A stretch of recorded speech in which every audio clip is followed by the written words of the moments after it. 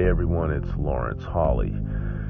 Yeah, for as long as I can remember, I've often flown solo. I've had great friends throughout my life here and there, and I have great friends now, but there are long stretches of time where it's just yours truly with yours truly. And in solitude, I find revelations and new ways of thinking and recontextualizing of previous events. Being alone doesn't kill me. It makes me stronger, and I come out of it a better person usually. To isolate yourself is seeking your own selfish longing, but I say you need some alone time sometimes.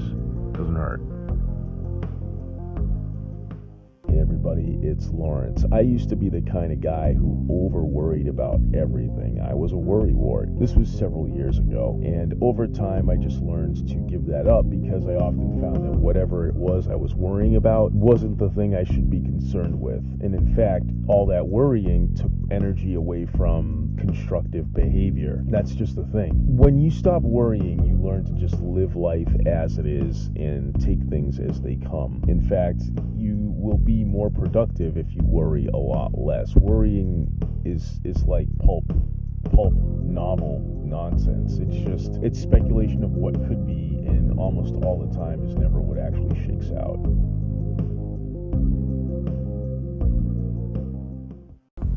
Hey everybody, it's Lawrence Hollie talking about Los Angeles, California. Yeah, the place that I've called home for the past 5.5 years. I gotta say that since moving here from Boston, Mass, I haven't regretted a single day. It has a bit of a cold spell lately, but it's warm in the winter. As far as the city goes, it's spread out, it's wide, it's vast, it's interesting. Some people say it's a crap hole, but that's a lot of cities in the United States and the world in general. It's really what you put into it. And yeah, the entertainment industry here is a little bit rough to get into. Certainly not going to be bored making attempts doing it, because you will be busy. But hey, try it out if you want. Stick around and yeah. Hey everybody, it's Lawrence. We all get disappointed sometimes. There was that big thing that you went to do and you put your heart and soul into it and it didn't work out. It's happened to me, maybe it's happened to you, but what matters is how we rebound. Can you pull back and, double down and recover from disappointment? Of course you can. There are some things in life that can't be changed. Maybe a horrible accident has happened to you or whatnot, and that sucks, but even with that, you read stories about people who overcame the odds. I guess it's just my overall way of saying that you can beat disappointment. You can. Something doesn't work out, it sucks in the meantime, but you kind of readjust your thinking and double down. You can pull through and get out of it, I promise. Hey everybody, it's Lawrence Hollie here, and this little bit is about jobs. Gotta have a job for this and a job for that. I do multiple jobs right now. I'm at that point in my life, and I've done multiple jobs over the past 45 years of my life. I had periods where I was really doing exactly what I wanted, and then I have other periods where it's a little bit less what I wanted while doing a little bit more of what I wanted. Kind of in that period now, and that kind of environment and lifestyle and whatnot can get you down at times, but I'm here to tell you to keep your head up if you do find yourself in the freelance circles. Try your best to view it as a positive, because it's during that time when you can pick up a lot of different skills and really meet a variety of people who you can learn things from. It may suck in the short term, but long term it does pay off.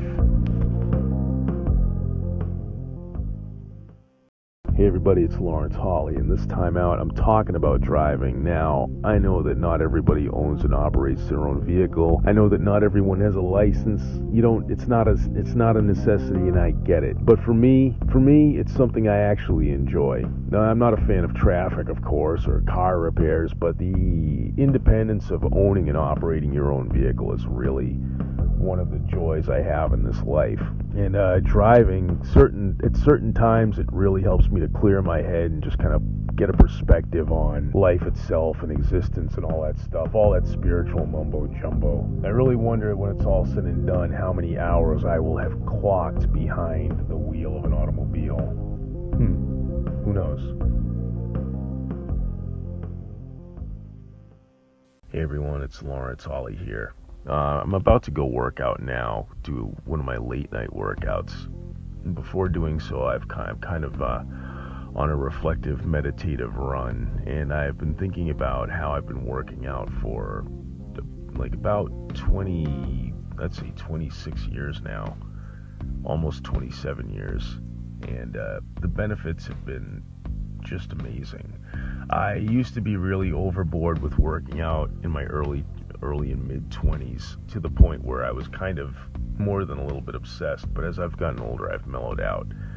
I think it's important to have balance in anything in one's life, but being consistent with working out is definitely not a bad thing at all. As long as you're balanced, then go for it. Hey folks, it's Hollie again, and I'm just reminiscing about my time back in Boston, Massachusetts, when I was part of an art collective that called ourselves Experimentally Ill.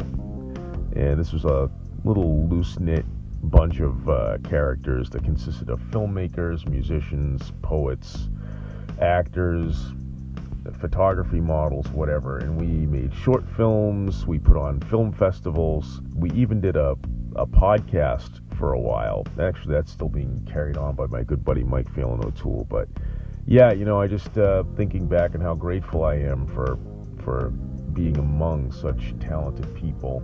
These are the kind of memories that stick with you for life, and Experimentally Ill, one of a kind.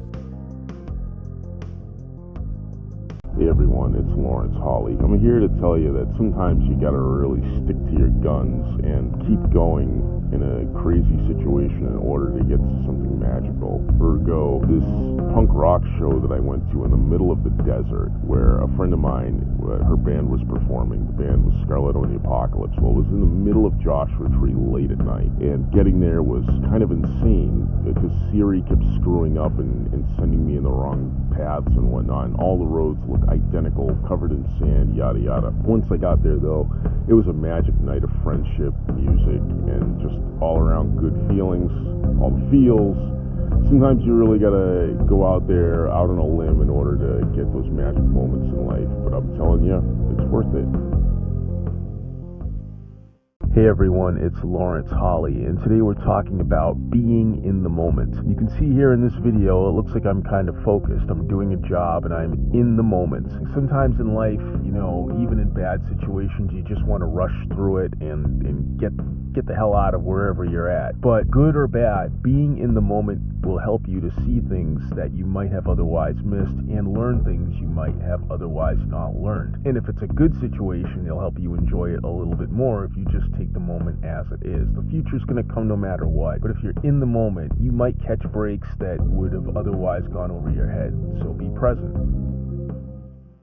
Yeah, I'll tell you what's not good for me is being a Jehovah's Witness. I was a Jehovah's Witness for a good chunk of my life.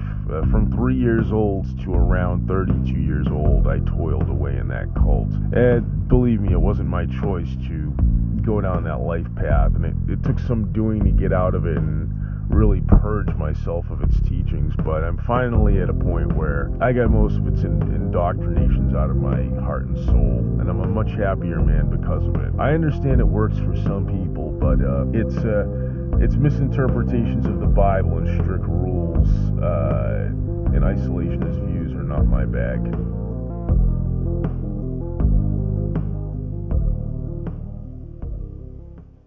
Hey everyone, I just got out of a screening of Godzilla King of the Monsters, and a summation would be the human characters are a bit weak, and the decisions they make are kind of dumb here and there. But humans are never the strong points of Godzilla movies. They do the job to move the story along, but it really falls on the monsters to make it work. The monsters do make it work. They have a ton of character. Believe it or not, you really do care for Godzilla and Mothra. And the humans, I'm not saying they're bad, they're good enough. The story's cool, little goofy at times, but again, it's perfect Godzilla movie material. I'm a big Godzilla fan, and it does the job. Lots of action, lots of fun. You should go check it out. Godzilla King of the Monsters.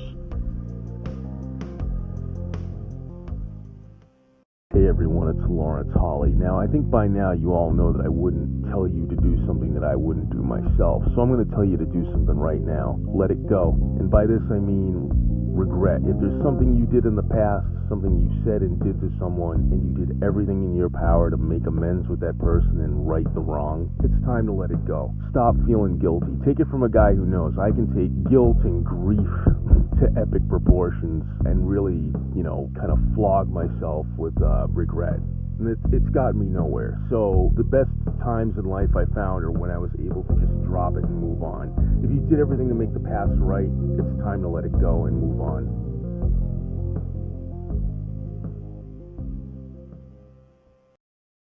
If you asked me what my prevailing memories are of the summer of 1989, I would say that it's a torrent of movies, music, video games, brief snapshots of me hopping on my bike and going to Harvard Square or working at tons of toy store at the Watertown Mall. Now, I don't think it's completely horrific that, I spent a lot of time indoors going to movie theaters and seeing the movies or playing video games or listening to music. It is what it is. I had fun and I wasn't hurting anybody. It's just a very interesting human study to think, to realize that so many memories revolve around so much media.